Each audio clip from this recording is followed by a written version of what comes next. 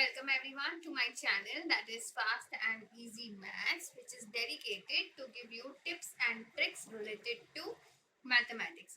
So if you're new to my channel, then please hit the subscribe button and also hit the bell button besides it so that you get notified whenever I push up a new video. So to students, today we are going to discuss common mistakes made in the chapter of matrices. And trust me, this is not the mistakes which you do in multiplication and inverse, because I'm sure after watching my those videos you will never go wrong in making those kind of mistakes. But this is something which I just found out when I saw most of my students started making mistake in these kind of questions.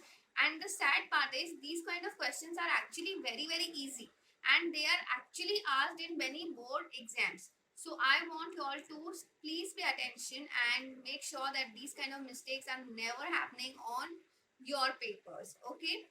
Also students, because I found two kinds of sums, so I'm going to make two videos. The next sum video will be pushed sometime in the next week. Okay, so please do go ahead and check that out as well.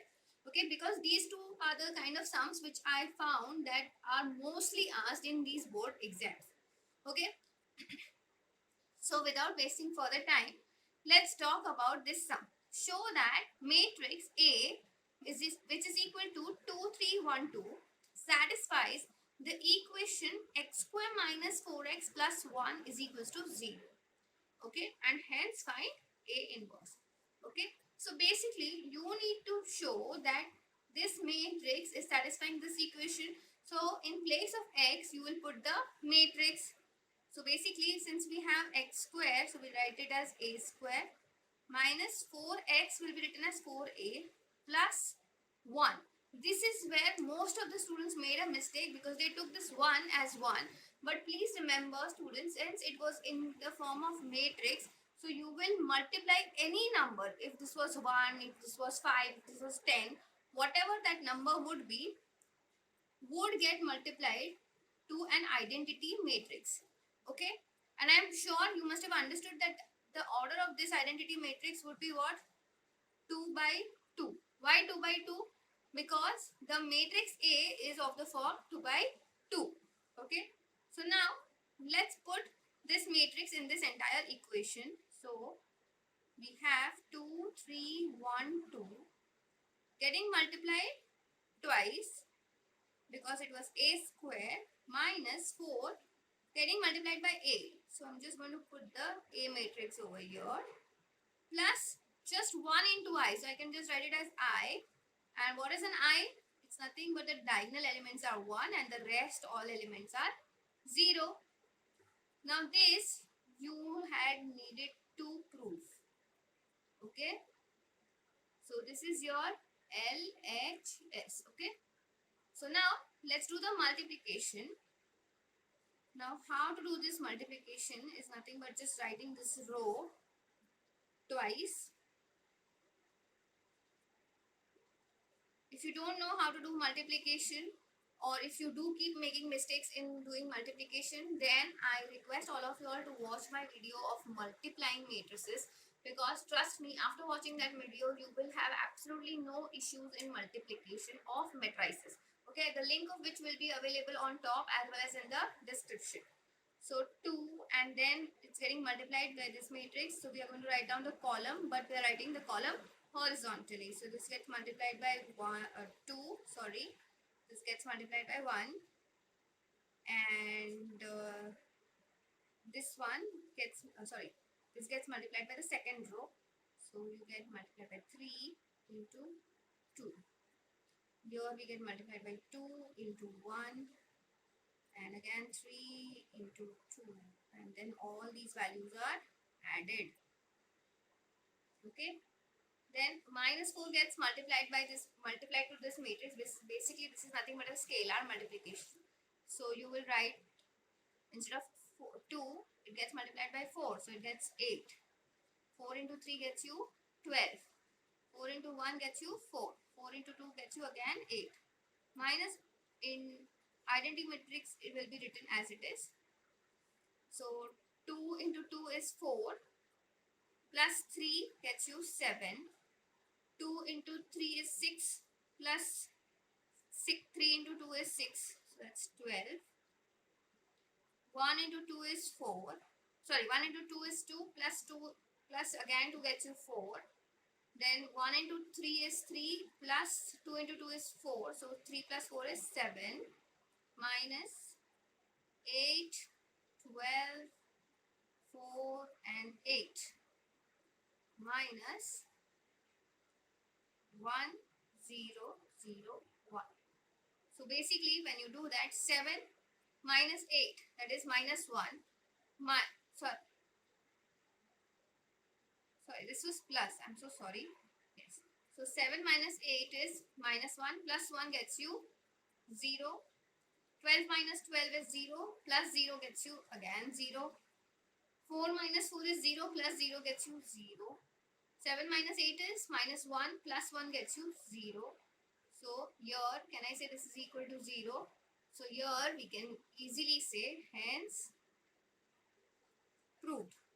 But this is not where your sum is ending, because you needed to find A inverse. Now majority of my students, what do? Is they actually go and do the normal, finding the identity matrix and then doing the row transformation or column transformation and just the routine work, okay? But most of y'all forget to see that there is a word named as hence. Means you need to find your A inverse using this operation, or rather this equation. Okay, so how will you do that? So basically for this equation you will multiply A inverse on both sides. Okay, so A inverse into A square minus 4 into A inverse plus I into A inverse is equals to 0. So A inverse into A is I, but we have got A square, so one more A is left. Minus 4 into A inverse, that is 4I, plus I into A inverse can be written as just A inverse is equals to 0. So now you need to find A inverse, okay? So we'll keep A inverse on this side of the equation, then the rest will be shifted on the other side.